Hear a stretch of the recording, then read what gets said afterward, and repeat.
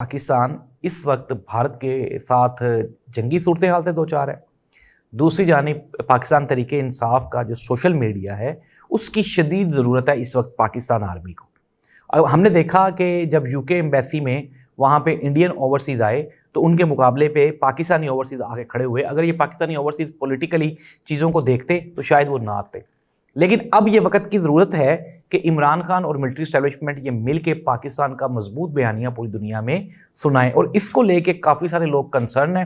अगर कोई दो चार लोग एस्टेब्लिशमेंट के नहीं भी मान रहे तो अब आहिस्ता आहिस्ता वो कन्विंस होना शुरू हो गए हैं और उन्होंने ये प्लान आउट किया है चीज़ों को कि इमरान खान को एज सुन एज पॉसिबल बाहर निकाला जाए और ये जो पीटीआई के साथ धींगा मुश्ती है इसको ख़त्म किया जाए। नाज़रीन, पीएमएलएन नहीं चाहती कि पीटीआई और मिलिट्री एस्टेब्लिशमेंट में मामला बेहतर हों, और उसकी सबसे बड़ी वजह आज सनम जावेद जो हैं उनको दोबारा फिर अरेस्ट कर लिया गया। आलिया हमजा की अभी रिहाई हुई है और सनम जावेद दोबारा गिरफ्तार हो गई।